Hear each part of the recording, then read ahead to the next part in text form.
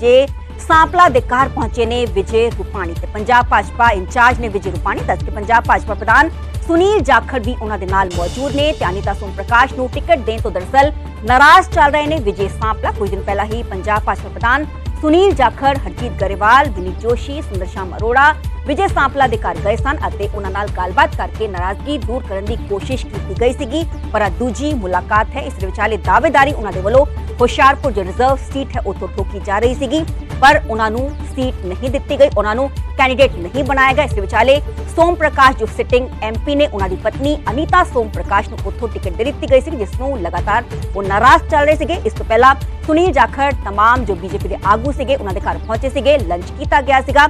ਪਰ ਹੁਣ ਇਸ ਵਾਰ ਇੱਕ ਵਾਰ ਫਿਰ ਤੋਂ ਜੋ तमाम ਆਗੂ ਨੇ ਉਹ ਵਿਜੇ सांपला ਰੁਕ ਕਰਦੇ ਹੋਏ ਨਜ਼ਰ ਆ ਰਹੇ ਨੇ। ਤਸਵੀਰਾਂ ਸਾਹਮਣੇ ਆਈਆਂ ਸੀਗੀਆਂ ਉਸ ਦੌਰਾਨ ਕਿ ਜਦੋਂ ਵਿਜੇ सांपला ਦੇ ਘਰ ਉੱਥੇ ਪਹੁੰਚੇ ਸੀਗੇ ਸੁਨੀਲ ਜਾਖੜ ਤੇ ਸੁਨੀਲ ਜਾਖੜ ਨੇ ਬਾਹਰ ਆ ਕੇ ਇੱਕ ਬਿਆਨ ਦਿੱਤਾ ਸੀਗਾ ਕਿ ਜੋ ਵਿਜੇ सांपला ਨੇ ਉਹਨਾਂ ਨੂੰ ਵੱਡੀ ਜ਼ਿੰਮੇਵਾਰੀ ਪੰਜਾਬ ਬੀਜੇਪੀ 'ਚ ਦਿੱਤੀ ਜਾਏਗੀ। ਤਸਵੀਰਾਂ ਸਾਹਮਣੇ ਆਈਆਂ ਨੇ, ਦੇਖਿਆ ਜਾ ਸਕਦਾ ਹੈ ਕਿ ਜੋ ਨਾਰਾਜ਼ ਵਿਜੇ सांपला ਨੂੰ ਮਨਾਉਣ ਪਹੁੰਚੇ ਨੇ ਹੁਸ਼ਿਆਰਪੁਰ ਤੋਂ ਤਸਵੀਰਾਂ ਸਾਹਮਣੇ ਆਈਆਂ ਨੇ। ਵਿਜੇ ਰੂਪਾਣੀ ਜੋ ਪੰਜਾਬ ਭਾਜਪਾ ਇੰਚਾਰਜ ਨੇ ਉਹ ਤਸਵੀਰ 'ਚ ਨਜ਼ਰ ਆ ਰਹੇ ਨੇ। ਮੇਰੇ ਨਾਲ ਮੇਰੇ ਸਹਿਯੋਗੀ ਅਮਰੀਕ ਫੋਨ ਲਾਈਨ ਤੇ ਮੌਜੂਦ ਨੇ। ਅਮਰੀਕ, ਜਾਨਣਾ ਚਾਹਾਂਗੇ ਕਿੰਨੇ ਕੁ ਵਜੇ ਆ तमाम ਆਗੂ ਨੇ ਵਿਜੇ सांपला ਦੇ ਘਰ ਪਹੁੰਚੇ ਤੇ ਕੀ ਜਾਨਣਾ ਚਾਹਾਂਗੇ ਕਿ ਆ ਜੋ ਗਿਲੇ ਰੁਸਵੇ ਸ਼ਿਕਵੇ ਨੇ ਦੂਰ ਨਹੀਂ ਹੋਏ? ਜੀ ਜੇ ਗੱਲ ਕੀਤੀ ਜਾਵੇ ਤਾਂ 10 ਵਜੇ ਦੇ ਕਰੀਬ ਅੱਜ ਸਾਰੇ ਜਿਹੜੇ ਬੀਜੇਪੀ ਦੇ ਸੀਨੀਅਰ ਨੇਤਾ ਸਨ ਉਹ ਵਿਜੇ सांपला ਦੀ ਰਿਹਾਇਸ਼ ਤੇ ਪਹੁੰਚੇ ਸਨ। ਤਕਰੀਬਨ 1 ਘੰਟੇ ਦੀ ਮੀਟਿੰਗ ਚੱਲ ਰਹੀ ਹੈ ਤੇ ਹਲੇ ਤੱਕ ਵਿਜੇ ਅੰਦਰੋਂ ਕੋਈ ਬਾਹਰ ਨਹੀਂ ਆਇਆ ਤੇ ਜਿਵੇਂ ਹੀ ਕੋਈ ਬਾਹਰ ਆਏਗਾ ਉਵੇਂ ਪਤਾ ਲੱਗੇਗਾ ਕੀ ਹੈ। ਪਰ ਵਿਜੇ सांपला ਜਦੋਂ ਟਿਕਟ ਅਨੀਤਾ ਸੋਮ ਪ੍ਰਕਾਸ਼ ਨੇ ਦਿੱਤੀ ਸੀ ਉਸ ਤੋਂ ਬਾਅਦ ਵਿਜੇ सांपला ਨਾਰਾਜ਼ ਚੱਲ ਰਹੇ ਨੇ ਤੇ ਕਈ ਵਾਰ ਕਈ ਅਫਵਾਹਾਂ ਵੀ ਉੜੀਆਂ ਕਿ ਵਿਜੇ सांपला ਕਾਂਗਰਸ ਵਿੱਚ ਵੀ ਜਾ ਸਕਦੇ ਨੇ, ਅਕਾਲੀ ਦਲ ਵਿੱਚ ਵੀ ਜਾ ਸਕਦੇ ਨੇ। ਇਸੇ ਲਈ ਜਿਹੜੀ ਭਾਜਪਾ ਦੀ ਲੀਡਰਸ਼ਿਪ ਹੈ, ਚਾਹੇ ਉਹ ਪੰਜਾਬ ਦੀ ਹੋਵੇ ਚਾਹੇ ਉਹ ਕੇਂਦਰ ਦੀ ਹੋਵੇ, ਤਾਂ ਵਿਜੇ सांपला ਨੂੰ ਮਨਾਉਣ ਦੇ ਲਈ ਬਾਰ-ਬਾਰ ਉਹਨਾਂ ਦੇ ਘਰ ਚੱਕਰ ਲਗਾ ਰਹੀ ਹੈ।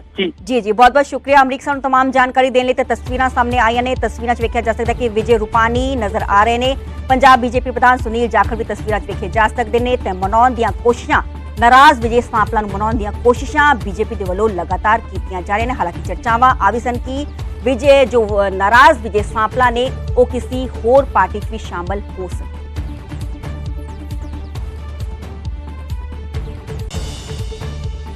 ਕਾਂਗਰਸ ਨੇਤਾ ਸੈਮ ਪਿਤਰੋਦਾ ਦੇ ਬਿਆਨ ਤੇ ਸਿਆਸੀ ਕਮਸਾਨ ਛਿੜਿਆ ਹੋਇਆ। ਇਸ ਦੇ ਵਿਚਾਲੇ ਸੈਮ ਪਿਤਰੋਦਾ ਦੇ ਬਿਆਨ ਤੇ ਬੀਜੇਪੀ ਹਮਲਾਵਰ ਨੇ। ਦੱਸ ਦਈਏ ਕਿ ਬੀਜੇਪੀ ਨੇ ਕਿਹਾ ਹੈ ਕਿ ਸੈਮ ਪਿਤਰੋਦਾ ਵਿਰਾਸਤੀ ਟੈਕਸ ਦੀ ਵਕਾਲਤ ਕਰ ਰਹੇ ਨੇ। ਪਿਤਰੋਦਾ ਜਾਇਦਾਦ ਦੀ ਵੰਡ ਦੀ ਗੱਲ ਕਰ ਰਹੇ ਨੇ। ਅਸੀਂ ਜੋ ਕਮਾਇਆ ਕਾਂਗਰਸ ਲੈ ਲਵੇਗੀ। ਬੀਜੇਪੀ ਦਾ ਕਹਿਣਾ ਹੈ ਕਿ ਸਾਡੀ ਕਮਾਈ ਦਾ 50% ਖੋਲਿਆ ਜਾਵੇਗਾ। ਕਾਂਗਰਸ ਨੇ ਸੈਮ ਪਿਤਰੋਦਾ ਦੇ ਬਿਆਨ ਤੋਂ ਕਿਨਾਰਾ ਕੀਤਾ ਹੈ। ਹਾਲਾਂਕਿ ਕਾਂਗਰਸ ਨੇ ਕਿਹਾ ਹੈ ਕਿ ਇਹ ਸੈਮ ਪਿਤਰੋਦਾ ਦਾ ਨਿੱਜੀ ਬਿਆਨ ਹੈ। ਵਿਰਾਸਤੀ ਟੈਕਸ ਵਾਲੇ ਬਿਆਨ ਤੇ ਸੈਮ ਪਿਤਰੋਦਾ ਦੀ ਸਫਾਈ ਆਈ ਹੈ। ਉਹਨਾਂ ਨੇ ਕਿਹਾ ਹੈ ਕਿ ਮੈਂ ਕਿਹਾ ਇਹ ਅਜਿਹੇ ਮੁੱਦੇ ਨੇ ਜਿਨ੍ਹਾਂ ਤੇ ਚਰਚਾ ਹੋਵੇ। ਸੈਮ ਨੇ ਕਿਹਾ ਕਿ ਉਦਾਹਰਣ ਲਈ ਵਿਰਾਸਤੀ ਟੈਕਸ ਦਾ ਜ਼ਿਕਰ ਕੀਤਾ ਕਿ ਮੈਂ ਤੱਥ ਨਹੀਂ ਦੱਸ ਸਕਦਾ। ਦਰਅਸਲ ਸੈਮ ਪਿਤਰੋਦਾ ਨੇ ਅਮਰੀਕਾ ਦੇ ਵਿਰਾਸਤੀ ਟੈਕਸ ਦਾ ਜ਼ਿਕਰ ਕਰਦਿਆਂ ਕਿਹਾ ਸੀਗਾ ਕਿ ਅਮਰੀਕਾ ਵਿੱਚ ਵਿਰਾਸਤੀ ਟੈਕਸ ਲੱਗਦਾ ਹੈ ਤੇ ਯੂਐਸ ਸਰਕਾਰ 55% ਹਿੱਸਾ ਲੈ ਲੈਂਦੀ ਹੈ। ਯੂਐਸ 'ਚ 45% ਜਾਇਦਾਦ ਤੇ ਹੀ ਪਰਿਵਾਰ ਦਾ ਹੱਕ ਹੁੰਦਾ ਹੈ। ਸੈਮ ਪਿਤਰੋਦਾ ਓਵਰਸੀਜ਼ ਕਾਂਗਰਸ ਦੇ ਪ੍ਰਧਾਨ।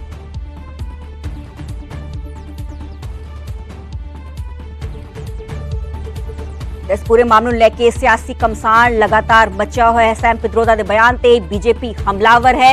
बीजेपी का कहना है कि सैम पित्रोदा विरासती टैक्स की वकालत उन्होंने वालों की जा रही है। पित्रोदा जायदाद की वंड की गल कर रहे हैं। असी जो कमाया है कांग्रेस ले लवेगी। इस विचाले कांग्रेस ने सैम पित्रोदा के बयान तो किनारा किया है। कांग्रेस ने कहा है कि यह सैम पित्रोदा का एक निजी बयान है। विरासती टैक्स वाले बयान ते सैम पित्रोदा की सफाई भी सामने आई है। सामने आके उन्होंने खुद भी स्पष्टीकरण दिता है। इस विचाले उन्होंने कहा कि मैं कहा अजिहे मुद्दे ने जिन्हां ते चर्चा होवे। उदाहरण लई विरासती टैक्स का मैं जिक्र किया कि मैं तथ्य नहीं दस सकता। दरअसल सैम पित्रोदा ने अमेरिका के विरासती टैक्स यानी इनहेरिटेंस टैक्स का जिक्र करदिया कहा सीगा कि अमेरिका विच विरासती टैक्स लगता है। यूएस सरकार 55% हिस्सा ले लेंदी है ते यूएस 45% जायदाद ते ही परिवार का हक होंदा है। सैम पित्रोदा ओवरसीज कांग्रेस के प्रधान ने जिन्हां दे वल्लों आ बयान दिता गया सीगा ते बीजेपी इस बयान ते हमलावर।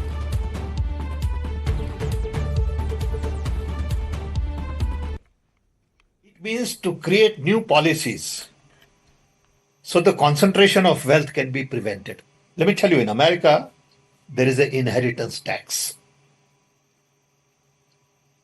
So if, let's say, one has $100 million worth of wealth. And when he dies, he can only transfer probably 45% to his children. 55% is grabbed by government. Now that's an interesting law, which to me sounds fair. In India, you don't have that. If somebody is worth 10 billion and he dies, his children get 10 billion. Public get nothing. And law says you get half of it, public gets half of it. So these are the kind of issues people will have to debate, discuss. I don't know what the conclusion would be at the end of the day. But when we talk about redistributing wealth, we are talking about new policies, new programs that are in the interest of the people and not in the interest of super rich only. ਤੇ ਆ ਸਪਸ਼ਟੀਕਰਨ ਸਾਹਮਣੇ ਆ ਕੇ ਦਿੱਤਾ ਹੈ ਕਾਂਗਰਸ ਦੇ ਨੇਤਾ ਸੈਮ ਪਿਤਰੋਦਾ ਨੇ। ਉਹਨਾਂ ਨੇ ਕਿਹਾ ਹੈ ਕਿ ਮੈਂ ਬਸ ਉਦਾਹਰਨ ਦਿੱਤਾ ਸੀਗਾ ਤੇ ਮੇਰਾ ਜੋ ਗੱਲ ਦਾ ਗਲਤ ਮਤਲਬ ਕੱਢਿਆ ਗਿਆ ਹੈ। ਸੈਮ ਨੇ ਕਿਹਾ ਕਿ ਮੈਂ ਕਿਹਾ ਹੈ ਕਿ ਅਜਿਹੇ ਮੁੱਦੇ ਨੇ ਜਿਨ੍ਹਾਂ ਤੇ ਚਰਚਾ ਕੀਤੀ ਜਾਣੀ ਚਾਹੀਦੀ ਹੈ, ਵਿਚਾਰ ਕੀਤਾ ਜਾਣਾ ਚਾਹੀਦਾ ਹੈ। ਇਸ ਪੂਰੇ ਮਾਮਲੇ ਨੂੰ ਲੈ ਕੇ ਕਿਤਨਾ ਕਿਤੇ ਜੋ ਬੀਜੇਪੀ ਹਮਲਾਵਰ ਹੈ, ਆ ਪੂਰਾ ਮਾਮਲਾ ਪੂਰਾ ਸਿਲਸਿਲਾ ਉਦੋਂ ਸ਼ੁਰੂ ਹੋਇਆ ਸੀਗਾ ਜਦੋਂ ਕਿ 21 ਅਪ੍ਰੈਲ ਨੂੰ ਪੀਐਮ ਨਰਿੰਦਰ ਮੋਦੀ ਦੇ ਵੱਲੋਂ ਰਾਜਸਥਾਨ ਦੇ ਬਾਂਸਵਾੜਾ 'ਚ ਇੱਕ जो है बयान दिता गया सीगा। उन्होंने कहा कि कांग्रेस पार्टी तुहाडी कमाई हुई संपत्ति ले लेगी, उसनू ज्यादा बच्चियां वाले च वंड दिता जाएगा, महिलावां दा मंगल सूत्र भी ले लिया जाएगा जो महिलावां दे स्वाभिमान दी निशानी है।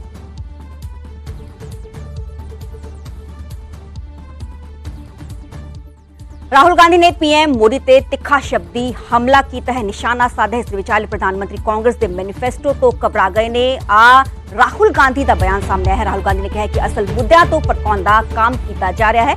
बीजेपी का मिशन पिछड़े वर्ग की हिस्टरी खत्म करना है। साडी सरकार का पहला काम जनगणना करवाना होगा, यानी कि सेंसस करवाना होगा। 10 साल मोदी जी ने खुद नू ओबीसी दस्या ते हुण कह रहे हैं कि मेरी कोई जात नहीं।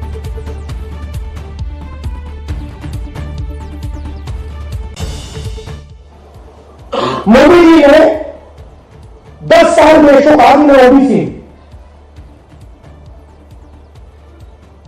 जैसे ही मैंने एक्सरे की बात की, जाति जनगणना की बात की, नरेंद्र मोदी कहते हैं जाति नहीं।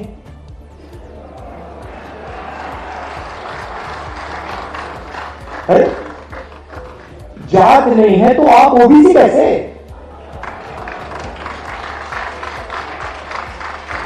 फिर आपको उस टाइम कहा था मेरी तो कोई जात ही नहीं है, और फिर कहते हैं हिंदुस्तान में सिर्फ 2 जात हैं, अमीर और गरीब। ठीक है, अगर आप ये बात मानते हो कि हिंदुस्तान में सिर्फ 2 जात है, अमीर और गरीब, तो मैं आपसे कहता हूं कि गरीबों की लिस्ट निकालिए, उसमें आपको ओबीसी, दलित, आदिवासी मिल जाएंगे, और अमीरों की लिस्ट निकालिए, उसमें आपको एक दलित, एक आदिवासी, एक पिछड़ा नहीं मिलेगा, नहीं मिलेगा। तो ये मेरे लिए अब राजनीतिक मुद्दा नहीं है, ये आप बात समझ लीजिए। ये